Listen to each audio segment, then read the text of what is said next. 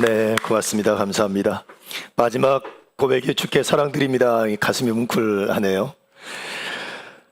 우리가 지금 하나님 나라 백성의 삶이라고 하는 주제로 7번째 말씀을 나눕니다. 이제 오늘은 하나님 나라 백성의 삶이라고 하는 것을 마무리하는 이제 마지막 이제 결말 부분이고요.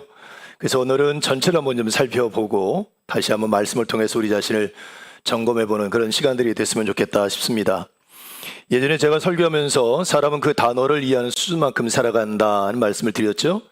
그 단어를 이해하는 게 되게 중요합니다. 특별히 신앙의 용어들, 교회에서 뭐 은혜, 감사, 기쁨, 믿음, 소망, 이게 어떤 의미인지 그걸 정확하게 이해를 하면 우리가 신앙생활하는데 굉장히 바르게 할 수 있게 되죠.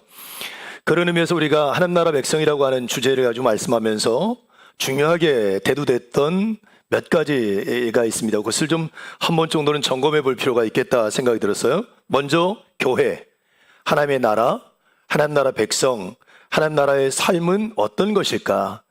교회가 무엇인가? 하나님 나라가 무엇인가?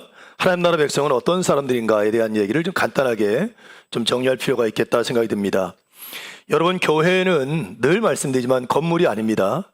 교회 그러면 건물을 생각하는데 건물은 예배당입니다. 예배드리는 집. 교회는 에클레시아, 그래서 부름받은 사람들이 모인 공동체를 교회라고 합니다. 그래서 여러분, 교회 공동체가 함께 부름받아 모인 이들이 어떤 일을 하냐면 하나님 나라를 배우고 하나님 나라의 삶을 훈련하고 그리고 세상에 파송받아서 하나님 나라 백성으로서의 삶을 살아내고 하나님의 나라를 만들어가는 그런 일을 감당하는 것이 교회 공동체라고 말할 수 있습니다. 요즘 시대에 인터넷, SNS가 너무 잘 돼서 그런 얘기들이 참 많죠. 굳이 교회 가서 예배 드릴 필요가 뭐가 있습니까? 그냥 집에서 유튜브나 이런 어떤 여러 가지 다양한 형태로 영상으로 예배 드리면 되지 굳이 왜 교회 가야 됩니까? 시간 내고 여러 가지 정성을 들여서 하는 얘기를 해요.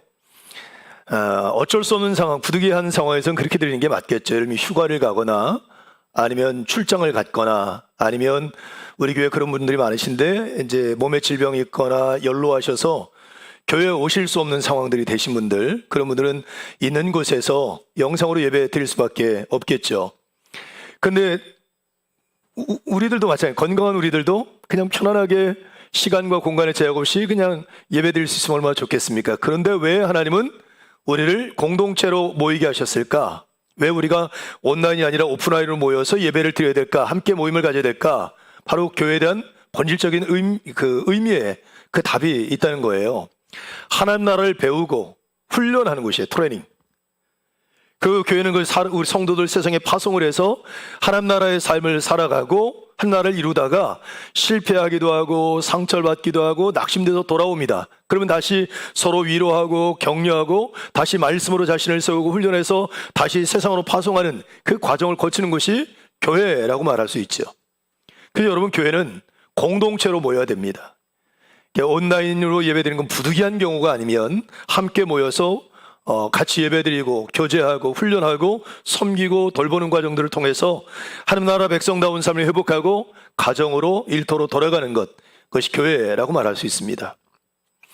자, 하나님의 나라는 어떤 것일까? 이건 장소의 개념이 아니라 어떤 특정한 장소를, 지역을 얘기하는 것이 아니라 하나님이 다스리시는 곳, 하나님의 다스림의 영역, 이것을 하나님의 나라라고 얘기했고요. 하나님 나라 백성은 어떤 사람들이냐? 단순히 교회를 출석하거나 교회에 소속되어 있거나 종교 생활을 하는 사람을 넘어서 예수 그리스도를 나의 왕으로 받아들이고 하나님의 통치 아래 들어가서 그분의 뜻을 따라 삶을 살기로 결단하고 그 삶을 살아가는 사람들이 하나님 나라 백성이라고 말할 수 있습니다. 자, 그러면 이거 한번 교회와 우리 삶에 적용해 보세요. 자, 교회가 하나님이 주인 되시고 예수님이 주인 되시고 하나님의 다스림 안에 거하는 공동체가 됐다면 교회는 건 뭐가 되죠? 하나님의 나라가 되는 겁니다. 여러분의 가정이 하나님을 왕으로 섬기시고 하나님의 다스림 안에 거하는 신실한 믿음의 가정이 되면 여러분의 가정은 뭐가 되죠? 하나님의 나라가 되는 것입니다. 그럼 하나님 나라 백성은 그 하나님의 다스림 안에 예수님을 나의 구주로 영접하고 그분의 다스림하에 순종해서 그분의 뜻을 가지고 삶을 살아내는 사람들, 살아내기로 결단해서 그 길을 걸어가는 사람들이 하나님 나라 백성이라고 말할 수 있습니다. 자, 그러면 하나님 나라 백성들의 삶은 어때야 될까? 바울 사도를 기점으로 한번 생각해 보시죠. 바울이 다메섹 도상에서 예수 그리스도를 구주로 영접하고 이제 그리스도인이 되죠. 하나님의 사람이 되죠. 하나님의 백성이 됩니다. 다메섹 도상을 기점으로 해서 이전과 위의 삶을 생각해 보세요. 바울은 이전에 예수 믿기 이전의 삶과 예수 믿고 난 이후의 삶이 완전히 달라졌습니다. 갈라디아서 2장 20절에 보면 바울이 자신의 변화를 이렇게 얘기해요. 내가 그리스도와 함께 십자가에 못 박혔나니 그런즉 이제는 내가 사는 것이 아니요 오직 내 안에 그리스도께서 사시는 것이라. 이제 내가 육체 가운데 사는 것은 나를 사랑하사 나를 위하여 자기 자신을 버리신 하나님의 아들을 믿는 믿음 안에서 사는 것이다.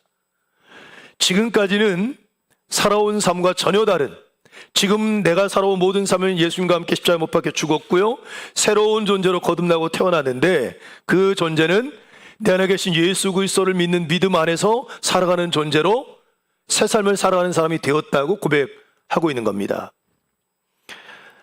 자, 한번 생각해 보십시오. 바울을 생각해 보면 바울은 예수님 믿기 이전에 자기가 주인이 돼서 자기 뜻대로 자기 마음대로 삶을 살았습니다.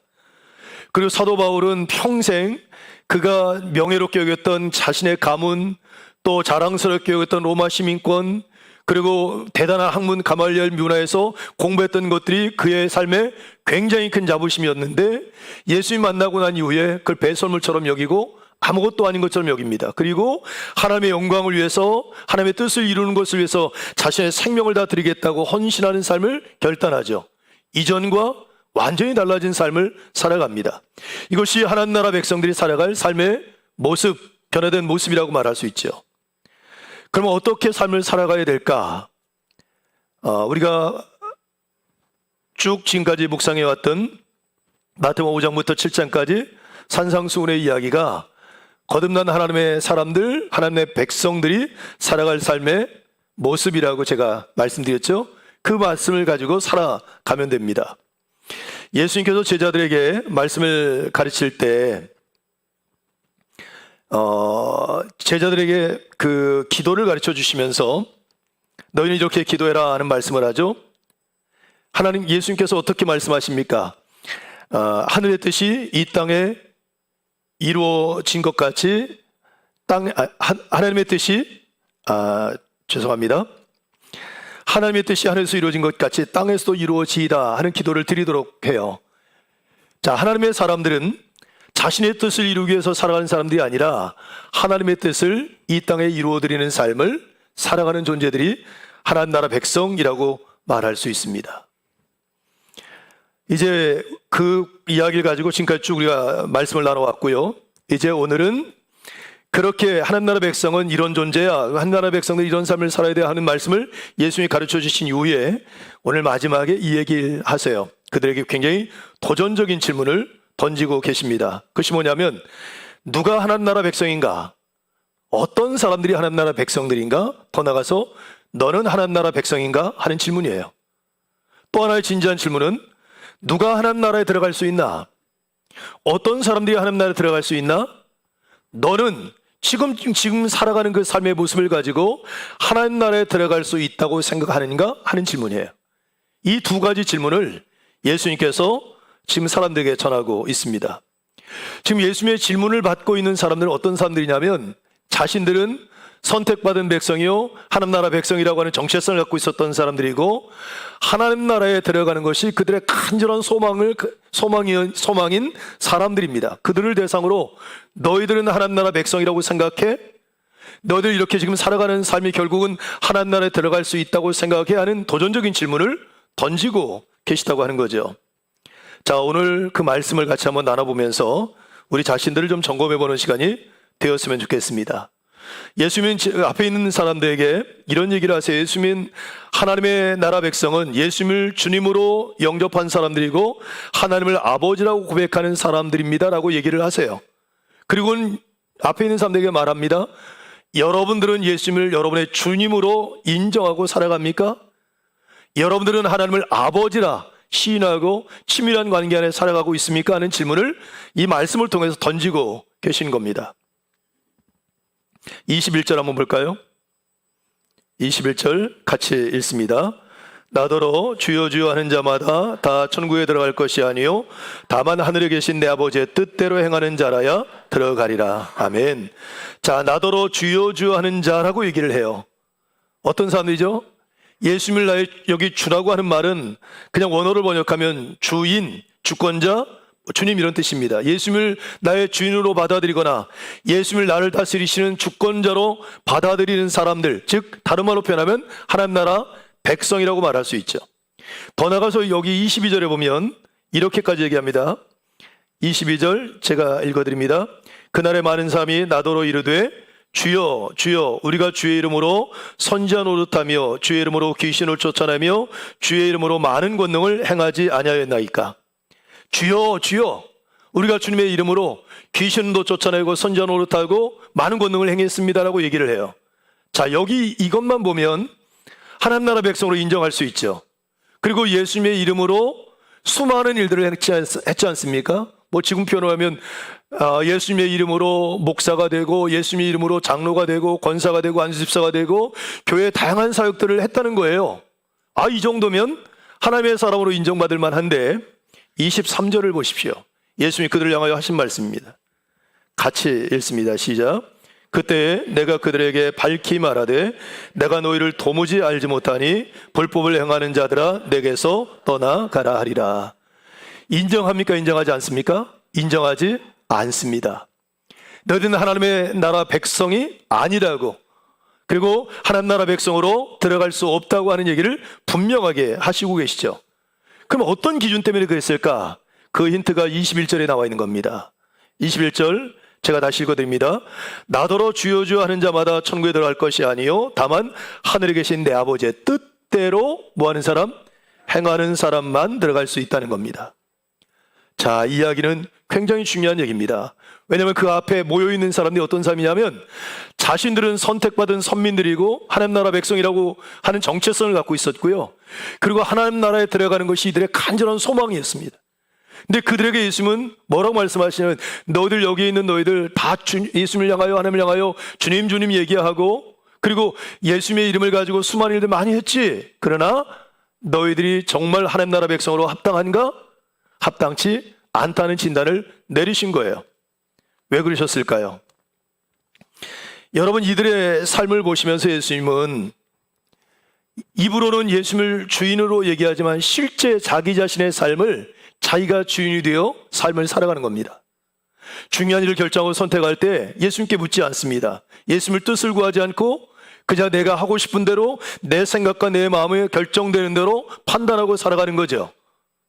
합당치 않다는 것을 얘기하는 겁니다.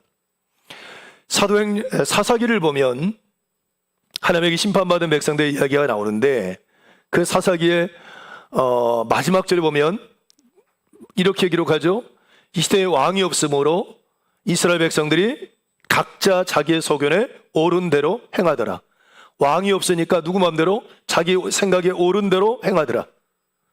자, 여러분, 하나님 나라 백성은 누구를 왕으로 모신 분들이세요? 예수님을 나의 구원의 주님으로 모셨기 때문에 그분이 나의 주인 되심을 인정하는 사람들입니다. 입으로는 그렇게 하는데 내 내면 안에는 예수님이 내 삶의 주인 되신 게 아니에요. 여전히 예수 믿기 이전에 내가 내 삶의 주인이 되어 자리에 앉아 있는 겁니다. 그러니까 어떤 일을 판단하고 결정하고 행할 때 예수님의 뜻에 맞춰 하는 것이 아니라 내가 하고 싶은 대로 내 뜻과 내 원대로 삶을 살아가는 존재들이 됐다는 거죠. 그런 이들은 하나님 나라 백성으로서 합당치 않다고 하는 말씀을 예수님은 오늘 전하고 있다는 겁니다. 여러분들은 어떠신지 모르겠어요. 여러분들 입으로 주님, 주님으로 고백하고 예수님이 나의 주인 되십니다는 고백을 하죠. 일상의 삶의 자리에서. 그러면 여러분 모든 삶을 주님께 맡기고 그분의 뜻을 구하며 삶을 살아가고 있습니까? 아니면 그냥 예수 믿기 전에 여러분 삶의 방식대로 여러분이 판단하고 결정하고 여러분 뜻대로 삶을 살아가시는지요? 바울 사도를 한번 생각해 보세요. 다메섹 도상에서 예수 만나기 이전에는 바울에게 있어서 자기 주인은 바울 자신이에요. 그러니까 누구 마음대로 살아요? 바울이 하고 싶은 대로 자기 뜻대로 삽니다. 다메섹 도상에서 예수님을 만나고 그가 새로운 사람으로 거듭난 이후에는 그 삶의 주인이 누가 됩니까? 예수님이 되는 거죠. 더 이상 자신으로 살지 않습니다. 그리고 바울은 철저하게 내 안에 계신 예수 그리스도로 살아가는 삶에 집중하면서 그분의 다스림 안에 거하는 삶을 시작하죠. 이것이 하나님 나라 백성들의 삶이라고 말하고 있는 겁니다. 과연 우리는 그 삶을 살아가고 있나? 제가 새벽 기도를 쭉 진행하면서 시편을 끝내고 지금 이제 이사서를 들어갔거든요. 아마 새벽 기도 이제 예배 드리는 분들 아마 기억날 텐데, 거기서 이스라엘 백성들 진단하면서 하나님 말씀하시는 게 있으세요. 우리가 생각에 신에 대하여 갖고 있는 태도에 따라서 유실론, 무실론 둘로 나누잖아요. 근데 성경을 들여다보면 유실론, 무실론 둘로 나누지 않고 유신론을 둘로 나눠요. 유신론 가운데 유실론적 무실론자, 그리고 유실론자로 구별을 해요. 예를 들면 삶에 고난이 오고 어려움이 오고 삶에 위기가 와요. 그래도 여전히 하나님을 믿고 하나님의 존재를 버리지 않고 믿음을 지켜내는 사람들이 있어요. 대표적인 사람이 욥입니다. 근데 그렇지 않은 사람들이 있어요. 입으로는 하나님의 존재를 시인해요. 하나님 계시다, 하나님 살아계시다는 얘기를 하는데 실제 삶에는 하나님이 안 계신 것처럼 살아요. 하나님이 없는 것처럼 살아요. 그걸 유실론적 무실론자라고 얘기를 해요. 근데 유대인들, 하나님의 백성들이고 하나님의 선택받은 백성이라고 고백하는 이스라엘 백성들이 하나님 뭐라고 진단하시냐면 유실론적 무실론자라고 진단을 해요. 너희들 일상의 삶에서 하나님의 존재를 인정하지만 하나님이 없다고 생각하고 살아가는 존재들이라고 진단하고 있다는 거죠. 여러분, 우리도 이럴 수 있다는 거예요. 구원받은 하나님의 백성들이고 예수님을 나의 주님으로 인정을 하고 입으로 고백을 하지만 실제 삶에는 여러분이 주인 되고 여러분 뜻대로 여러분 마음대로 삶을 살아가는, 예수 믿기 이전에 여러분 마음대로 살았던 것처럼 똑같이 그 삶을 살아가고 있는 모습이 있을 수도 있다는 거죠. 예수님은 그래서 앞에 있는 사람에게 도전적 질문을 하는 거예요. 너희들은 하나님 나라 백성으로서의 자격이 있나? 하는 질문을 하는 거예요. 정말 내 삶의 주인은 하나님이셔? 예수님이셔? 하는 질문을 우리에게 던지고 있는 거죠. 자, 두 번째, 예수님이 던지는 질문 앞에 하나님과 어떤 관계를 맺고 있는가에 대한 도전적 질문을 하고 계십니다. 여러분, 우리가 신앙생활하면서 종교적인 성공, 우리가 어떤 일을 하고 어떤 업적들을 이루는 것보다도 중요한 것은 하나님과 나와의 관계라고 말할 수 있어요. 오늘 여기 말씀해 보면 우리가 읽었던 22절의 말씀도 보면 주님, 제가 주의 이름으로 선지자 노릇도 하고 귀신도 쫓아내고 그리고 능력도 행했습니다. 업적을 얘기하는 거예요. 제가 주님을 위해서 이런 일 저런 일 이런 일들을 많이 했습니다. 업적을 자랑합니다. 그런데 그 업적을 인정하지 않고요, 뭐라고 했어요? 난 너가 도무지 누군지 모르겠다, 불법을 행한 자야, 내게서 떠나가라고 얘기를 하고 계시거든요. 왜 그러셨을까요? 여러분, 정말 중요한 건 21절로 다시 올라가 봐야 돼요. 21절 후반절에 이렇게 얘기하죠. 다만 하늘에 계신 하나님 뜻대로, 내 아버지 뜻대로, 내 아버지 뜻대로 행하는 자라야 들어가리라. 뭐라고요? 내 아버지 뜻대로. 여러분이 아버지라고 하는 표현 지난번에 제가 말씀하면서 나눴죠. 구약에는 언약적 관계를 통하여 한 번의 사건으로 아버지라고 하는 집단적 고백이라고 말하면, 예수님이 아버지라고 한 표현은 아주 친밀하고 개인적이고 일상적인 표현이라고요. 아빠, 이거 해줘요. 아빠, 나 힘들어. 그냥 일상적으로 쓰는 표현. 하나님과 그렇게 친밀한 관계 안에 거하는 것을 하나님은 원하신다는 거예요. 그런 관계. 그래서 여러분, 마태복음 6장에 보면 기도에 대한 얘기를 하시면서 계속 얘기하신 게 뭡니까? 하늘에 계신 너희 아버지 뜻대로 행하는 자라고 얘기하면서 내 아버지, 은밀한 중에 보시는 내 아버지께서 갚으시리라. 너희 아버지께서 구하기 전에 너희에게 있어야 할 것을 아시느니라. 하늘에 계신 우리 아버지요, 계속 일상적인 것으로 그 관계를 확장시켜 나갑니다. 이 말 안에는 하나님과의 관계를 얘기하고 있는 거예요. 하나님과 친밀한 관계에 있는가? 하나님 나라 백성이라면 하나님을 일상의 삶의 자리에서 아빠라고 부를 수 있을 만큼의 친밀한 관계 안에 거하는 사람들이라고 말하는 겁니다. 제가 하나 질문 한번 해볼까요? 어떤 사람이 교회를 매일 갑니다. 가서 열심히 일합니다. 믿음이 좋은 사람일까요? 아닐까요? 하나님과 친한 사람일까요? 친하지 않은 사람일까요? 그러니까 우리가 생각하기에는 믿음 좋은 사람이고 하나님과 친밀한 사람이라고 생각을 해요. 근데 여러분, 예수님께서 성전을 숙정하셨을 때 매일매일 교회 가서 장사하고 매일매일 교회 찾아서 열심히 어떤 일을 하는 사람들, 그들을 인정하지 않고요, 만민의 기도하는 집을 장사꾼의 소굴로 만들었다고 하면서 이 독사의 자식들하고 아주 그냥 욕을 하시면서 야단을 치셨어요. 왜 그러셨죠? 그들이 찾아가는 목적, 이유가 달랐어요. 다른 말로 표현하면 하나님과 상관없이도 하나님의 일을 할 수 있고요, 하나님과 친하지 않은데도 하나님의 일, 교회 일을 할 수 있다는 걸 얘기하는 겁니다. 근데 예수님은 본질을 보시는 거예요. 뭘 했는가보다 더 중요한 건 나와 너는 어떤 관계인가. 여러분, 저는 목사입니다.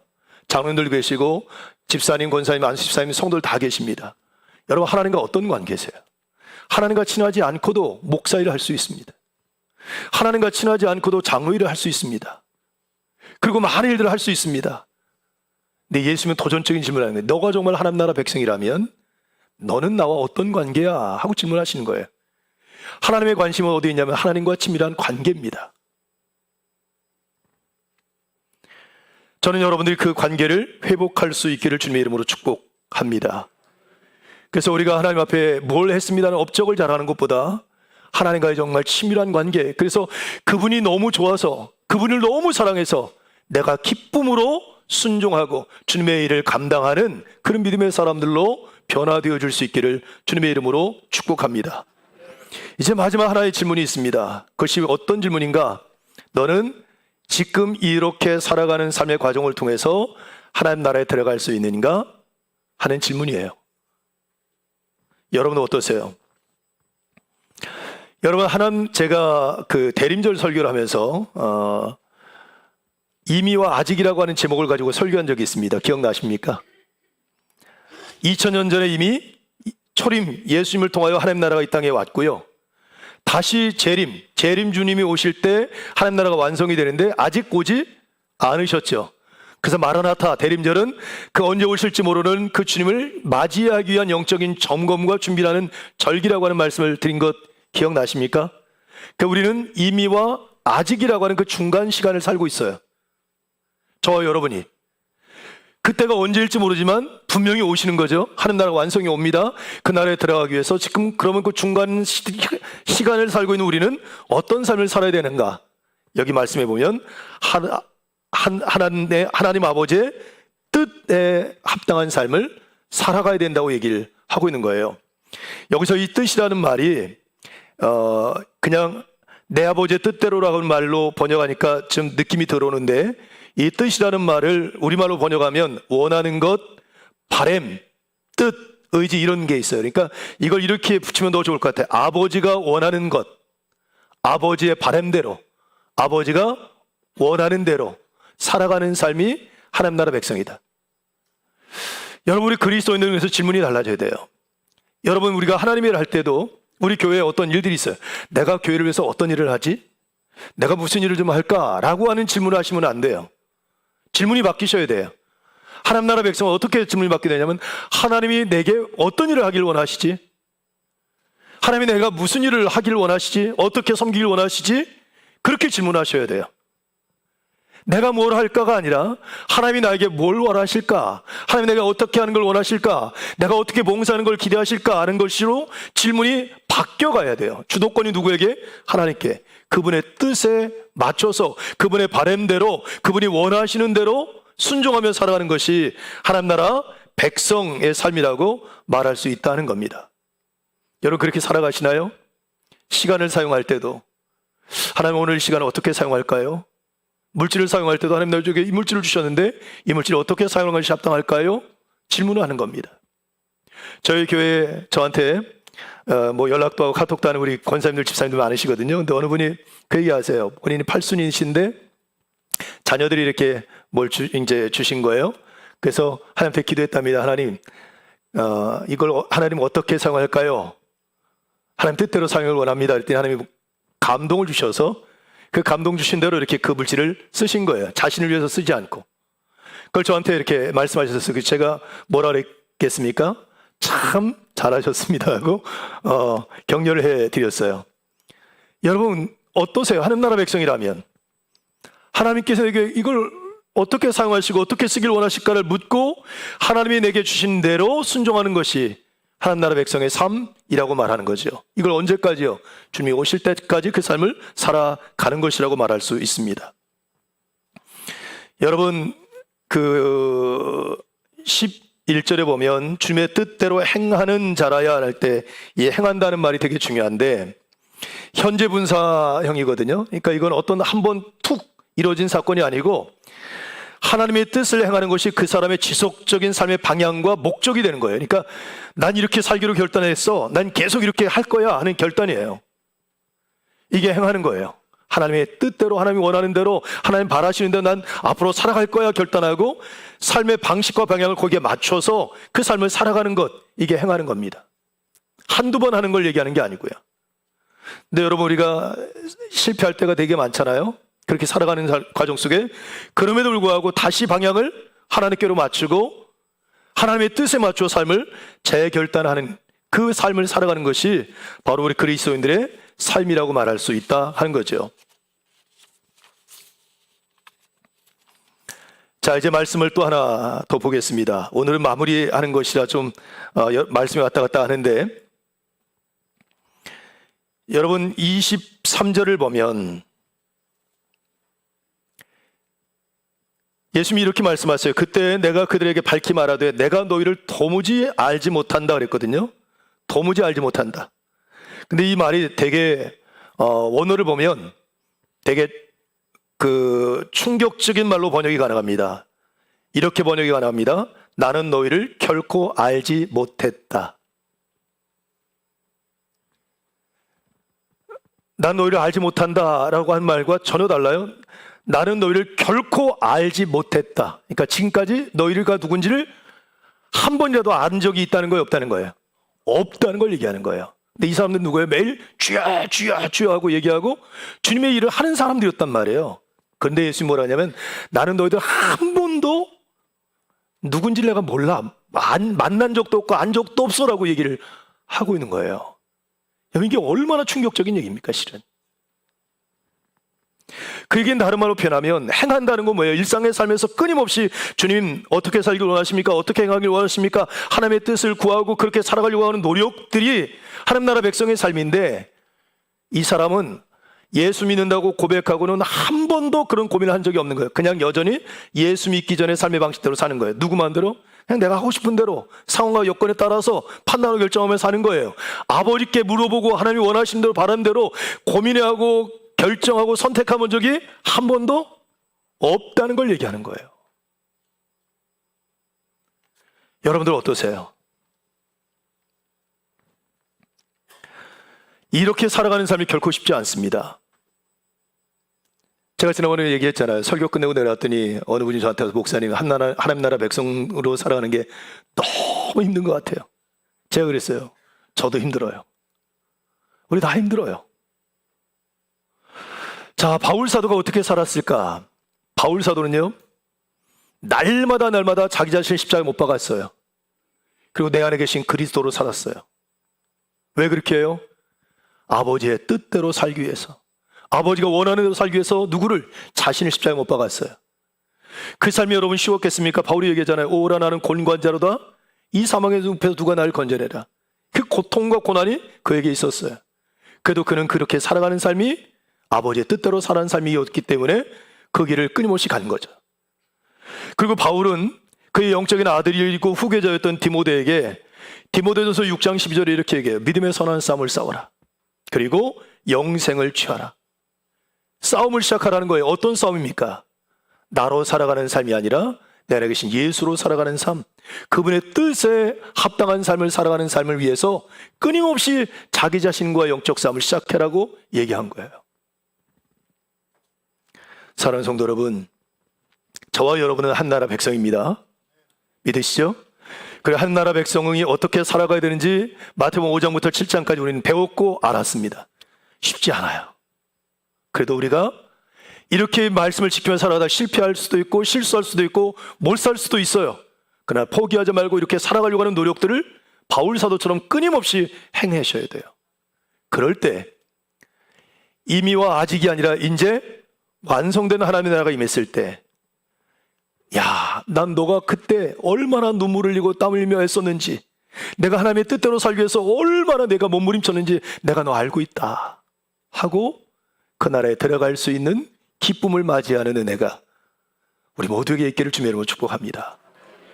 지금 쉽게 편안하게 안락하게 지내는 것보다 더 중요한 것은 내가 있는 그 자리에서 하나님이 원하시는 것이 무엇인지, 하나님의 바람이 무엇인지를 기억하고 그 뜻의 기쁨으로 순종하며 삶을 살아가는 것, 이 결단과 이 용기가 저희들에게 필요한 줄로 믿습니다.